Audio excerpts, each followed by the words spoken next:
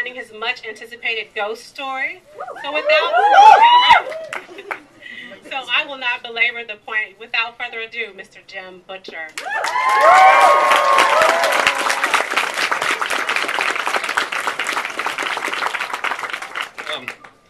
Hi. Is it okay if we just do question and answer? Yeah.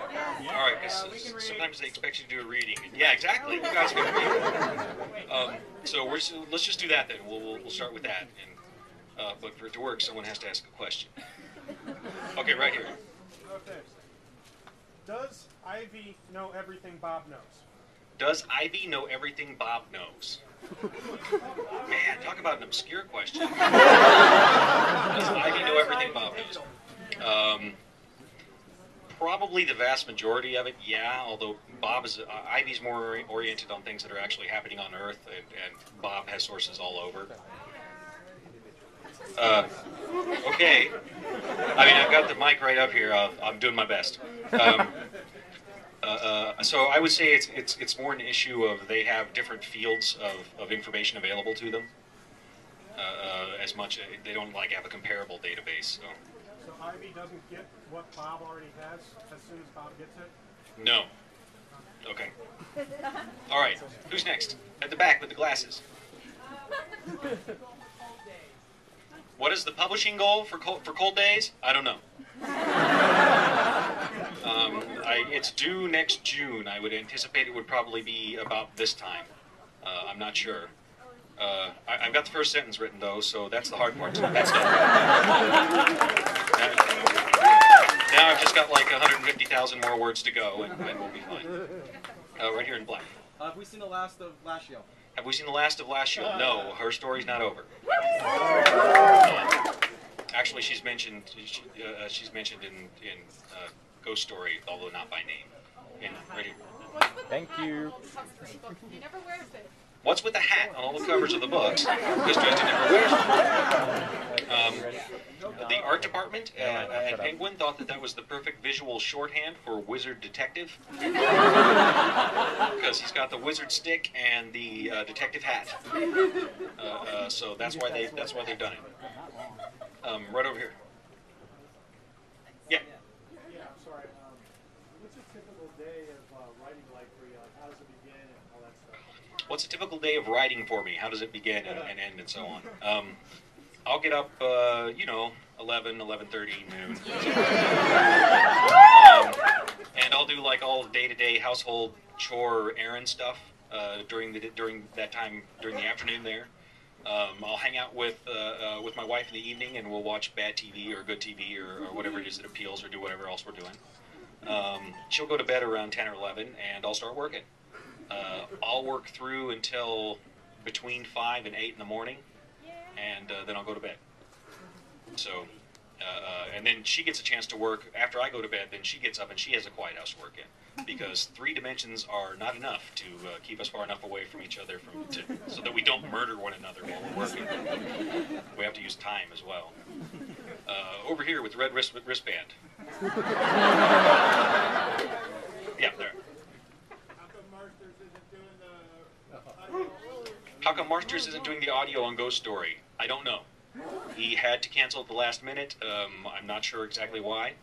I know that they called me on Friday night at 6 and said, we have to find an actor who is willing to do this in New York over Memorial Day weekend with some connection to the science fiction field by noon tomorrow. And all that considered, John Glover was a fairly good option. They were going to get Luke Perry to do it first. Apparently based on the reasoning that he was in the Buffy the Vampire Slayer movie, just like James was in the Buffy the Vampire Slayer TV show, and I just kind of had to stop and look at my email and not hit the caps lock key before I started replying. And trust me, it's not the same thing. But I liked Glover. He plays my favorite Satan ever in Brimstone. Yes. And Smallville. Oh, and he's Lionel Luthor in Smallville, sure. Right here. How much magical theory do you read? How much magical theory do I read? A bit, not a whole ton. I mostly read over the stuff that I think would be good for drama, and steal it from there. Yeah, I mean, I'm a thief. I steal things left and right. Even when I think I've come up with something totally cool, like Bob the Skull, I thought, oh wow, he was totally cool.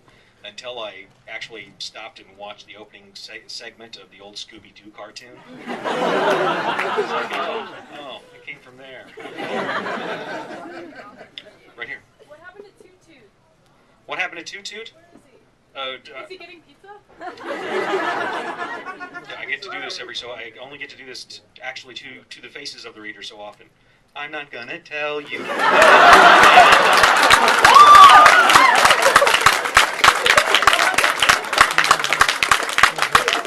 Because it's way more fun to read in the book. And Pizza though, right? and you'll maybe not. You don't know yet. But the next book is gonna be much concerned with fairies, and so definitely his Toot Toot will be participating. Okay, right here. Since you're an RPGer, do you play the Dresden role-playing game? Do I play the Dresden Files role-playing game? That seems a reasonable question. And the answer is, I'm the one person in the world who cannot play the Dresden Files role-playing game. Because if I'm a player, I mean, really, imagine being my GM, trying to argue. No, it is that way, and if necessary, I'll write it that way in the next book. Impossible. But if I try and GM it, too much like work. So, right here, blue shirt. Sir, who's first on Mav's hit list? Who's first on Mav's hit list? That'll be another I'm not going to tell you, because we'll find out in chapter 1 of the next book. As soon as I write it, I got to write it first. Right here. How close is my personality to Harry's personality? Harry is the guy I would like to think I would be if someone handed me his kind of power, but I think I would really wind up one of those giggling villains.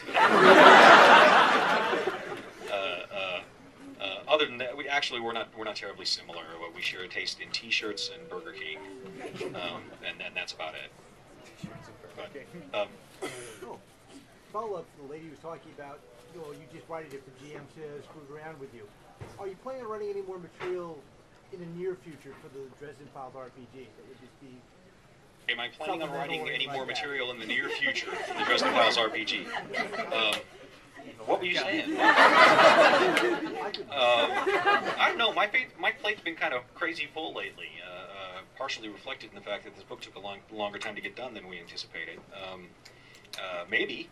I certainly have no objection to the idea in theory, but as it turns out, theory and real world don't always get along, especially when the calendar gets involved.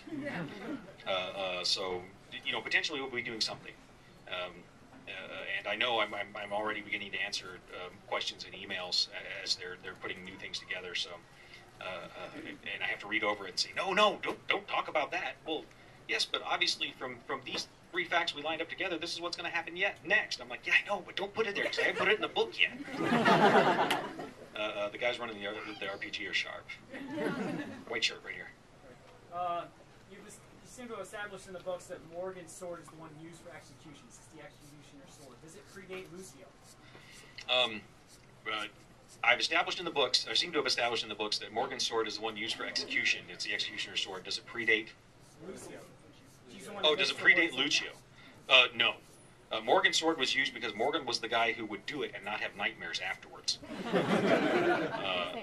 Yeah, Morgan, or actually, in point of fact, he probably did have nightmares afterwards, but he would tell everybody that he didn't. He was one of those guys who was very big on the don't ever give somebody an order that you wouldn't follow yourself sort of line of thought. So lopping off head, sure, absolutely, somebody has to do it. And that's kind of the kind of guy he was. I mean, kind of a jerk. He had some redeeming features to him.